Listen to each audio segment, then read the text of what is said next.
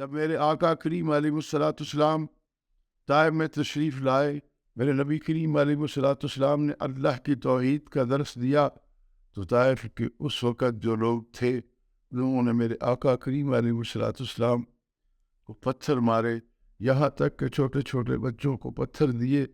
اور میرے آقا کریم علیہ الصلوۃ والسلام، کیسے کہوں اس استقبال کی بات، ان لوگوں نے میرے حضور علیہ الصلوۃ والسلام کے بچوں نے چھوٹے چھوٹے پتھر لے کے مارنا شروع کیے، اور معاذ اللہ ثم معاذ اللہ نکلے کفر کفر نباشد، کہ انہوں نے میرے آقا کریم علیہ الصلوۃ والسلام نے کسی نے دیوانہ کہا، کسی نے مجنون کہا، کسی جو ان سے برے الفاظ ہو سکے انہوں نے کہا۔ جب میرے آقا کریم علیہ الصلوۃ والسلام نے تبلیغ اسلام کے مشن کو بند نہ کیا، میرے حضور اللہ کی توحید کو بیان کرتے رہے، تو ان لوگوں نے میرے آقا کریم علیہ الصلوۃ والسلام پہ اس قدر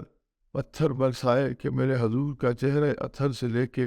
پاؤں کی ایڑی مبارک تک لہو مبارک جو تھا وہ رواں ہو گیا۔ اسی اثناء میں رب کائنات کی طرف سے ملک الجبال کو حکم ہوا کہ جاؤ میرے محبوب سے پوچھو، اگر میرے محبوب چاہے تو دونوں پہاڑ جو طائف کے دونوں اطراف میں ان کو ایسے ٹکراؤ کہ جتنی بھی طائف کی آبادی ہے وہ سب ختم ہو جائے، چونکہ میرے محبوب پہ ہونے والے ظلم کو میں برداشت نہیں کرتا۔ آؤ آپ اس ہستی معظم،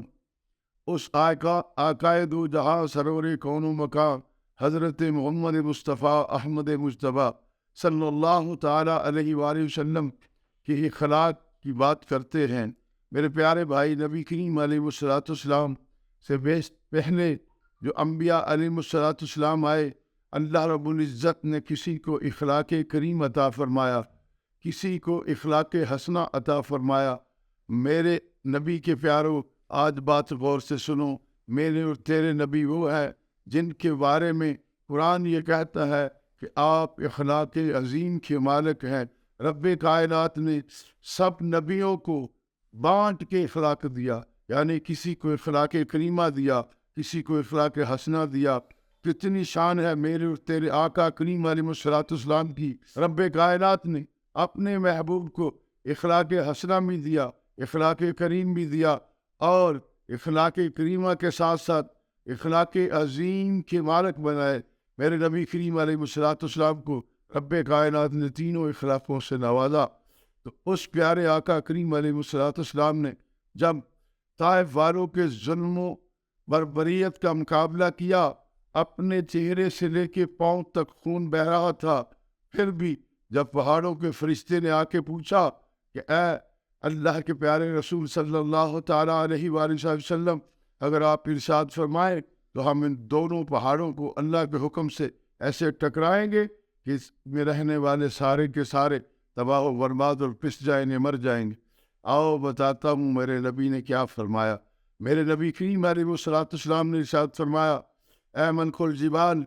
میں اللہ کا نبی ہوں اور میرے رب نے مجھے رحمت بنا کے بھیجا ہے۔ میں ان کو بد دعا نہیں دوں گا، میں ان کو مارنے نہیں آیا، میں تو اللہ کی توحید کا پرچم بلند کرنے کے لیے آیا ہوں۔ تو کیا ہے؟ میرے حضور نے فرمایا کہ میں یہ دعا کرتا ہوں کہ ان کی آنے والی نسلوں میں اس طریقے سے اسلام پھیلے کہ پورے اقوام عالم میں یہ نام پیدا ہو کہ طائف والے سچے مسلمان ہیں۔ تو میرے پیارے بھائی، آؤ دیکھو آج میرے نبی کریم علیہ الصلوۃ والسلام کی ان دعاؤں کا ثمر دیکھو، ان دعاؤں کی برکت دیکھو، ان دعاؤں کی رحمت دیکھو، ان دعاؤں کا صدقہ دیکھو کہ طائف کے اندر کتنی بڑی بڑی مساجد ہیں، کتنے بڑے بڑے مدارس ہیں جہاں دین اسلام کی تفویض و ارشاد اور میرے پیارے بھائیوں بلاغت الدین ہو رہی ہے، دین اسلام پھیل رہا ہے۔ یہ میرے نبی کریم علیہ الصلوۃ والسلام کی دعا کا صدقہ ہے۔ تو آؤ اپنے نبی کے اس حسن کریمہ، اخلاق کریمہ، اخلاق حسنہ اور اخلاق عظیم کی کسی ایک سنت کو اپنا لو کہ کبھی تم پہ ظلم ہو، کبھی تم پہ ستم ہو، کوئی بندہ